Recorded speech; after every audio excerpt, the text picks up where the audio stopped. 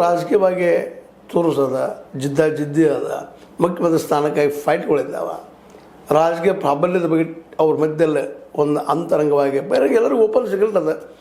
ಯಾಕಂದರೆ ಸಿದ್ದು ಅವರಿಗೆ ಬೆಂಬಲ ನಿಂತಂಥವ್ರ ಸತೀಶ್ ಅವರು. ಅದಕ್ಕಾಗಿ ವಿಶೇಷವಾಗಿ ಅವ್ರನ್ನ ಕೆಪಿಸಿಸಿ ಜೊತೆಗೆ ಈ ಮಂತ್ರಿಗಿರಿಗೂ ಒಪ್ತಾರ ಅನ್ನುವಂಥದ್ದು. ಒಂದು ವೇಳೆ ಡಿ ಕೆ ಶಿ ಅವರು ಆದ್ರೆ ಆಗದೆ ಹೋದ್ರೆ ಪರಮೇಶ್ವರ್ ಅವರು ಮೋಸ್ಟ್ಲಿ ಎರಡನ್ನೂ ಕೊಡ್ಬೋದಿನ ಅವ್ರಿಗೆ. ಕೆಪಿಸಿಸಿ ಅಧ್ಯಕ್ಷ ಸ್ಥಾನ ಜೊತೆಗೆ ಈ PW ಇರ್ಬೋದು ಅಥವಾ ಮತ್ತೆ ಯಾವುದೇ ಇರ್ಬೋದು ಕೊಡ್ಬೋದು ಅವರು. ಬಟ್ ಥಿಂಗ್ ಏನೈತಪ್ಪ ಅಂದ್ರೆ ಇಲ್ಲ, ವಿಷಯ ಏನೈತೆ ಅಂದ್ರೆ ಡಿ ಕೆ ಶಿ ಅವರು ಮ್ಯಾಕ್ಸಿಮಮ್ ಆಗುವ ಸಾಧ್ಯತೆಗಳು ಹೆಚ್ಚಿದ್ದಾವೆ.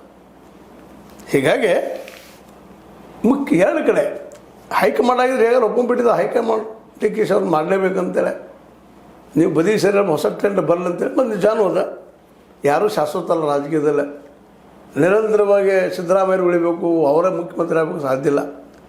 ಇದರಲ್ಲಿ ನಡೆಯುವಂಥದ್ದು ಬದಲಾವಣೆ, ಟ್ರಾನ್ಸಿಷನ್.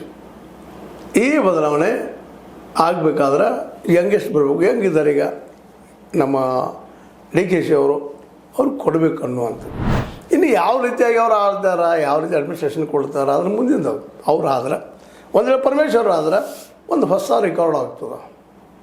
ಫಸ್ಟ್ ಟೈಮ್ ಒಬ್ಬ ಉತ್ತರ ಪ್ರದೇಶದ ಬಿಟ್ಟರೆ ಇಲ್ಲೇ ಅದು ಕಾಂಗ್ರೆಸ್ ಒಬ್ಬ ದಲಿತ ವ್ಯಕ್ತಿಗೆ ಮುಖ್ಯಮಂತ್ರಿ ಮಾಡಿದ್ದು ಅಂತ. ಈ ಹಿಂದೆ ರಾಜಯ್ಯನವ್ರಿಗೆ ಆಗಬೇಕಾಗಿದ್ದು ರಾಜಯ್ಯ ಅಂತಿದ್ರು, ಅವ್ರಿಗೂ ಆಗಲಿಲ್ಲ. ಕರ್ನಾಟಕದಲ್ಲೇ ನಮ್ಮ ಮಲ್ಲಿಕಾರ್ಜುನ ಖರ್ಗೆ ಅವ್ರು ಆಗ್ಬೋದಾಗಿತ್ತು, ಅದಾಗಲಿಲ್ಲ.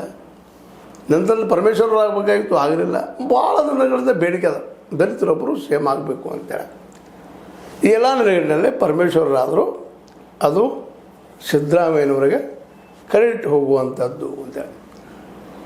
ಆದರೆ ಪರಮೇಶ್ವರರಾದರೆ ನಿಶ್ಚಿತವಾಗಿ ಸತೀಶ್ ಅವರು KPCC ಅಧ್ಯಕ್ಷರು ಪ್ಲಸ್ ಏನಪ್ಪ ಅಂದ್ರೆ ಒಂದು ಸಚಿವಗಿರಿ